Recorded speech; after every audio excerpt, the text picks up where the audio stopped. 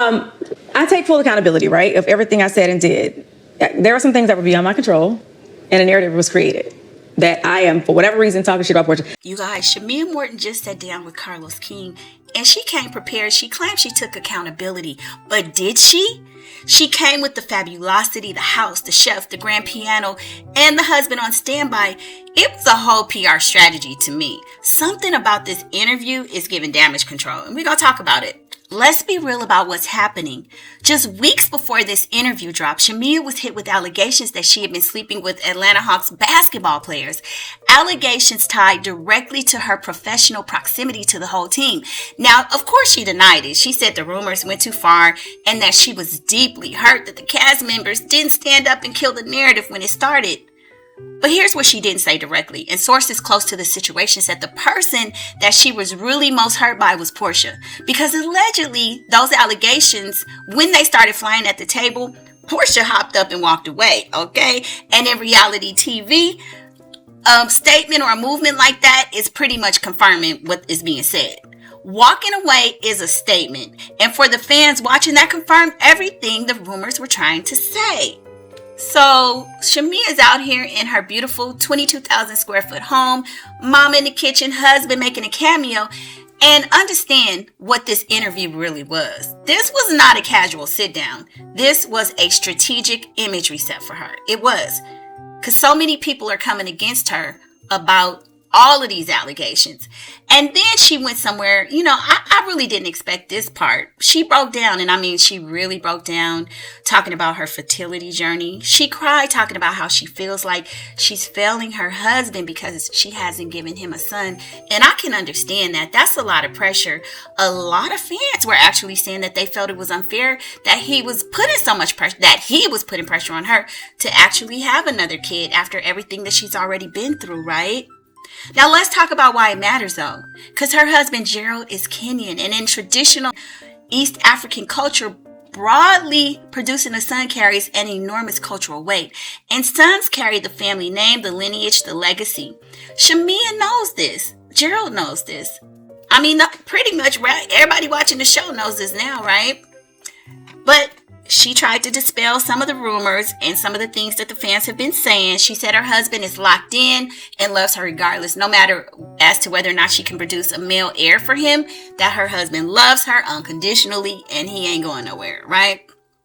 I don't care how tight your marriage is, when you're dealing with cheating allegations and the cultural pressure of producing a male heir and a reality TV show that is actively destroying your reputation, I don't care how solid your foundation is, cracks can happen.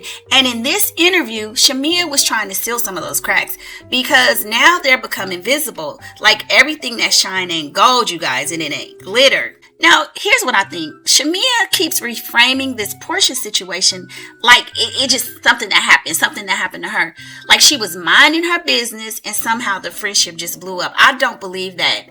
I mean, Porsha has a hand in all of this too, I'm sure, but she can't just act oblivious like she didn't contribute to some of the problems. But let's rewind. Porsha was on RHOA first, right? Shamea was a friend of the show, Porsha's friend. And when the conversation started about Shamea getting a Porsche, Porsha told her directly, "This show will test our friendship." She warned her. I feel like Porsha really didn't want her to get on the show, but how do you tell somebody, nah, girl, I really don't want you getting into my stuff, right? Like, this is my thing and let me just do it. Porsha knew exactly how dirty this game is because she had already been through it and she was a veteran. So my question is, and y'all sit with this, did Shamea actually need to be on Real Housewives of Atlanta? Like, I mean, what was her point? She was already married, already had money, already had the family, the house, and the lifestyle. The only thing RHOA gave her was a peach and a platform. And I think deep down inside, she wanted some of Porsha's shine. She wanted her own moment. And once she got that peach, I believe she didn't care what she had to do to keep it, and that she was willing to throw her and Porsha's friendship under the bus. That's what I think. Carlos asked her out flatly if she wanted Porsha's life, because a lot of people had said that, right? And of course she said no, but I mean, of course you would deny it.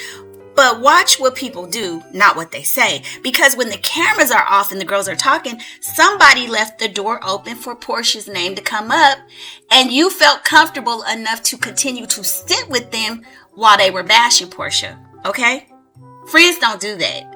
If you know that's my girl, you wouldn't even bring her name up to me because you know you about to get cussed out, or I'm about to leave, or that's a dead conversation. So Shamea knows exactly how it happened. She just doesn't want to own up to it. She continued to deflect, reframe. She just talked around the whole situation, but she never really took responsibility for whatever she said behind closed doors.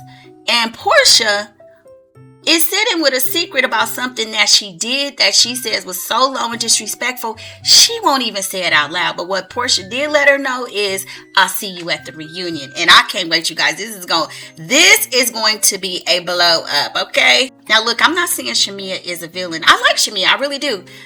She's a woman under enormous pressure from multiple directions at once. I mean, the cheating allegations, the fertility grief, the friendship fallout, and a husband who doesn't really want to be on TV, but he showed up for her. You know, that's a lot. And some of what she said in the interview, I did feel was genuine. The moments with her mom, they were sweet. Her husband calling himself the lucky one, that was actually beautiful. But yet again, I know this was for PR. This was for publicity and to try to make her still look good and to make fans think that their marriage is tight and intact. And it could be. And I do believe she loves Porsha. What I don't believe is that she's being fully honest with Porsha, with the audience, or with herself about the role that she played and how their friendship fell apart. She's blaming everybody but herself. Oh, I should have had somebody recording for me, this, that, and the other.